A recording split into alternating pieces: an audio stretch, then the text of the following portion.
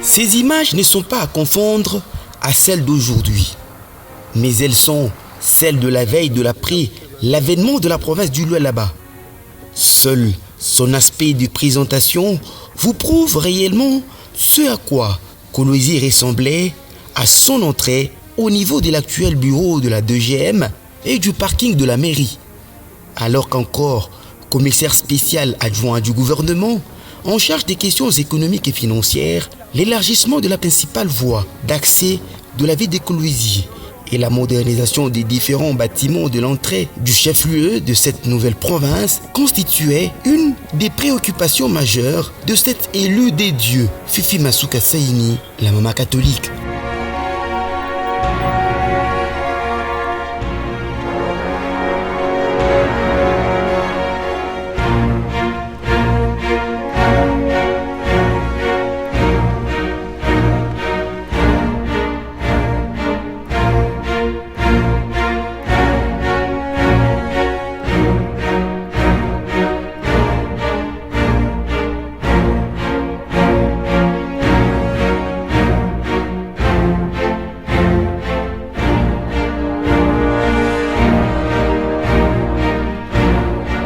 Noir sur blanc, carte sur table, les images parlent d'elles-mêmes. Au début du processus de la mise en place de la province, Fifi Masuka Saini, en femme leader, avait su imprimer sa vision dans plusieurs projets dont sa touche demeure jusqu'alors irréversible.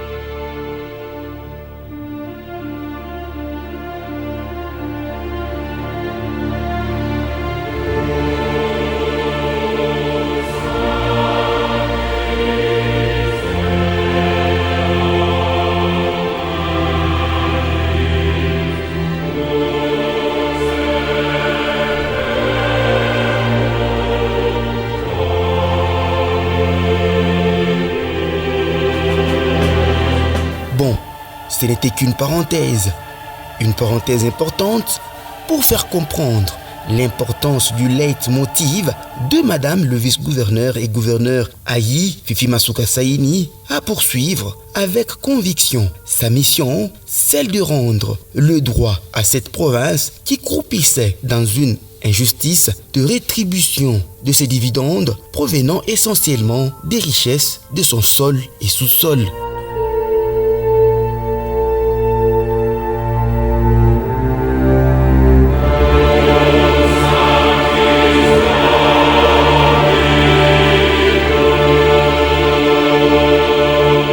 Loin des brouhahas de certaines personnes n'ayant peut-être aucune connaissance dans le processus et déroulement d'exécution des travaux des voiries publiques qui répondent aux normes exigées, la machine de modernisation des infrastructures de la ville et de ses environs, y compris des territoires, tourne à plein régime. Il faut donc prendre du courage pour parcourir certaines de ces réalisations. L'immensité de chantiers et réalisations vous empêcherait sûrement à ne pas tout découvrir. Mais heureusement, grâce à la mondialisation, à votre portée, vous en connaîtrez encore un peu plus grâce à nous.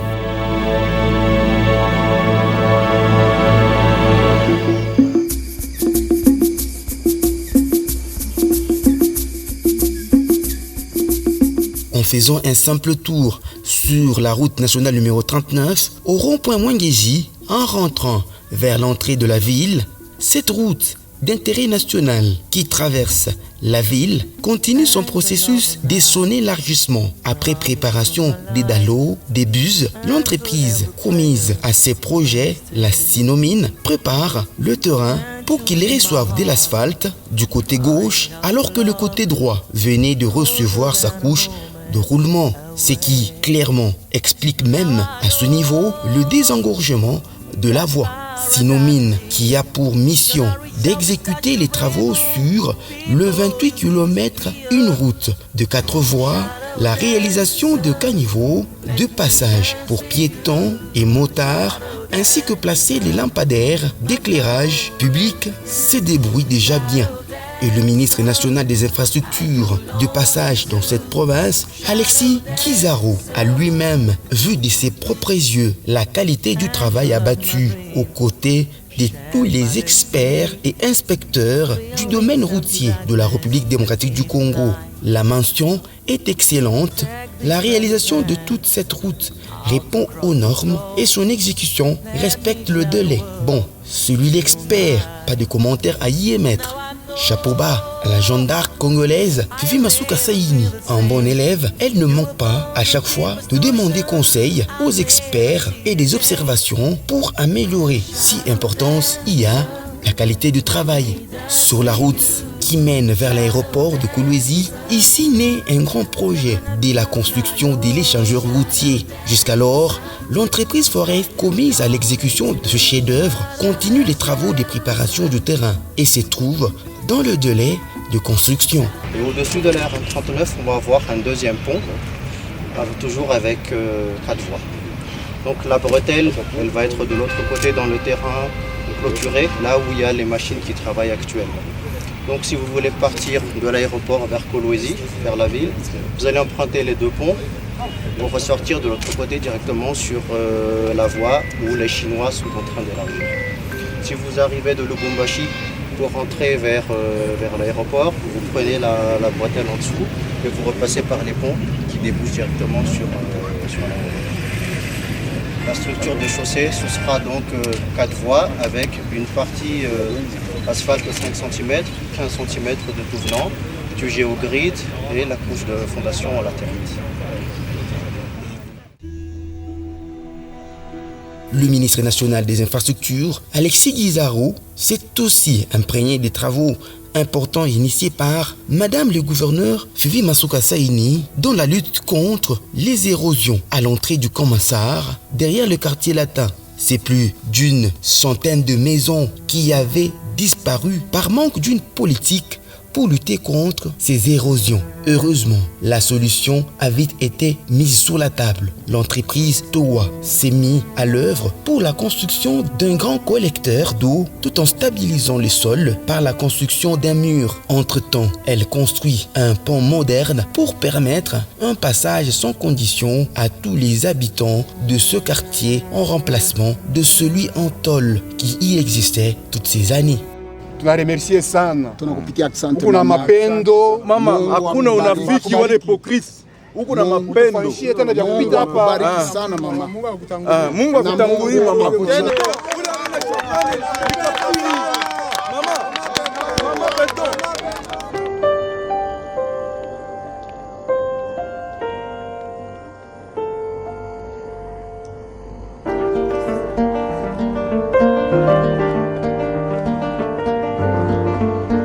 L'aménagement et la construction des routes du quartier latin se poursuit avec comme particularité la construction des caniveaux à tous les projets de construction de routes pour permettre la protection de ces infrastructures qui n'ont qu'un seul ennemi, l'eau. Sous fonds propres de la province du Lualaba, plusieurs kilomètres de caniveaux et drains ont été érigés et construits dans la ville de Kolwezi, une première depuis la mise en place de cette province du Lualaba. La province du Lualaba qui voyait la plupart de ses routes être construites sans politique de canalisation d'eau. Grâce à cette politique, plusieurs quartiers ont été sauvés des disparitions. La maman catholique demeure vigilante quant à ceux suivant la vision du chef de l'État, Félix Antoine Tshisekedi. Ce que nous avons apprécié aussi, c'est le fait que dans l'essentiel des voiries, nous voyons que les assainissements sont faits en premier. Donc c'est pour protéger en fait les ouvrages qui sont réalisés. Toutes les voiries, manifestement, sont faites avec des caniveaux, de manière à pouvoir canaliser les eaux et maintenir l'ouvrage le plus longtemps possible. Et je pense que c'est un modèle qui entre vraiment dans les normes. Et donc nous ne pouvons que féliciter et encourager la province à continuer avec ce modèle-là. Regardez vous-même ce à quoi ressemblent certaines routes de l'ancien quartier sablonneux, le quartier latin.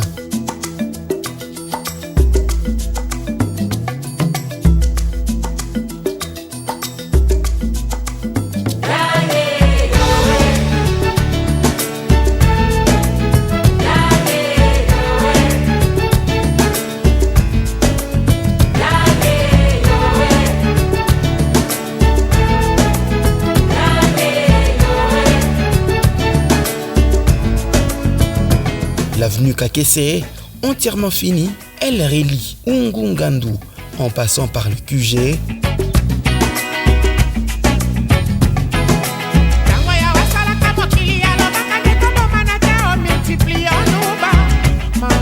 Devant l'église méthodiste jusqu'à l'avenue Lumumba.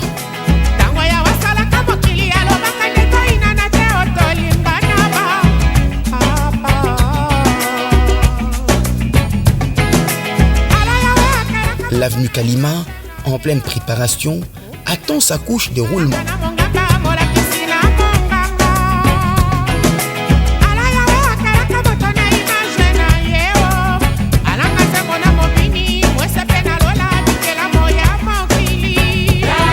La route de l'école Ukweli et plusieurs autres au quartier Mutoshi. La seule grande particularité, c'est la construction de caniveaux à chaque projet. Maman, le gouverneur, ne permet en aucun cas que cela passe inaperçu. Son œil d'ingénieur demeure à tout bout de champ pour veiller sur la qualité.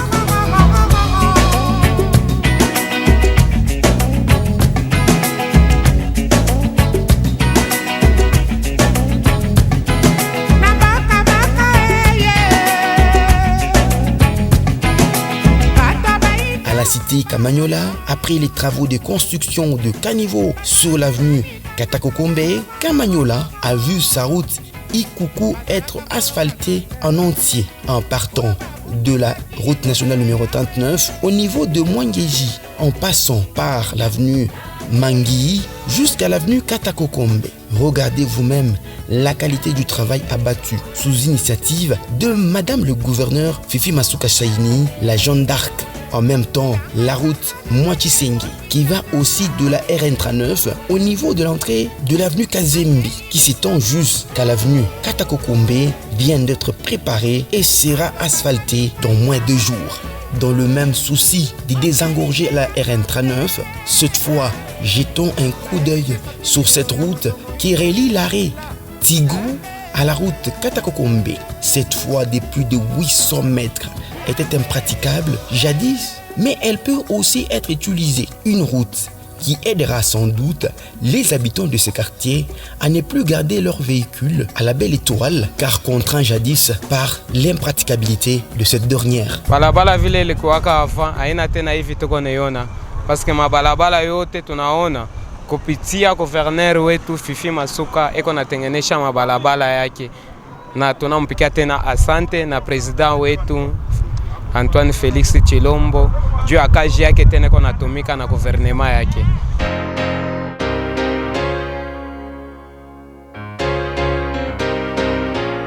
À la cité Manika, l'entreprise Miko Congo, après avoir préparé totalement l'avenue de la Mission, qui part de Likasi jusqu'à l'avenue du Stade du Our, vient de réhabiliter aussi l'avenue Kikwit,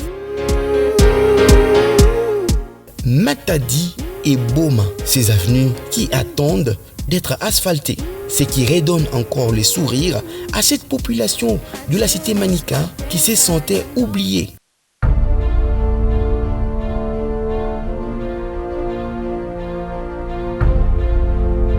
Au niveau du pont Tchata, l'entreprise Muska Engineering continue à préparer le terrain et la route. L'envoyé du président Félix Antoine Tshisekedi et patron des infrastructures de la République démocratique du Congo est époustouflé par tous ces chantiers en mouvement dans la ville de Kolwezi et ses environs. Alexis Guizarro a aussi visité les travaux de construction des bâtiments administratifs de l'hôpital général des références Mwangezi, la résidence du président de la République et autres.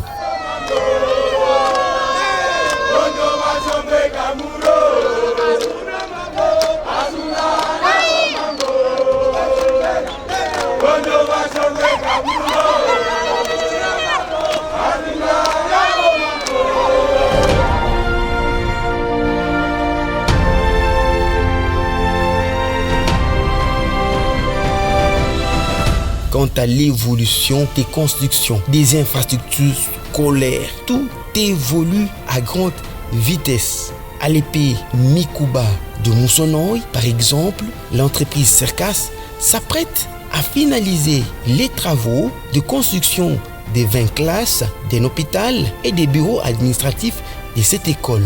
Les travaux de construction de l'école en Garigans et dans 5 autres écoles de la ville de Kolwezi.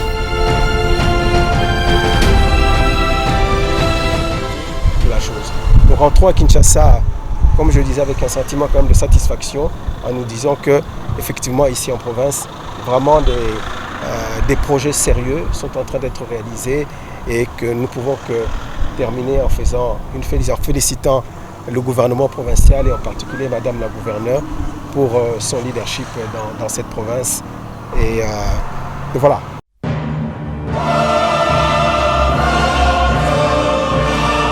Que dire encore d'autre? Que dire d'autre?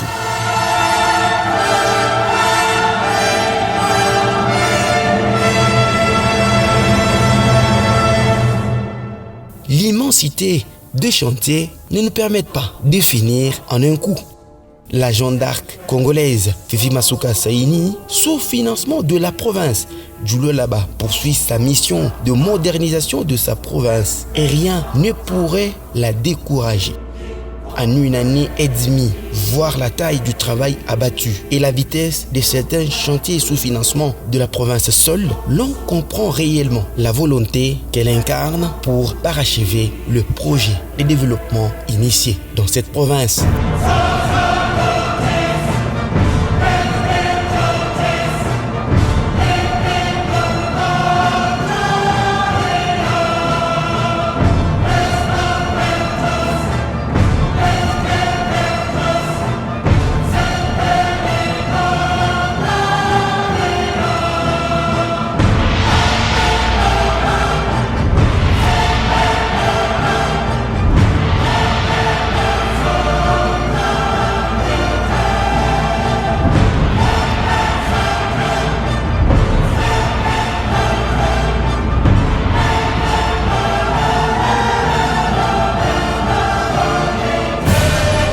Chapeau bas à la Jeanne d'Arc Fifi Masuka Saini, la femme brave de la République démocratique du Congo.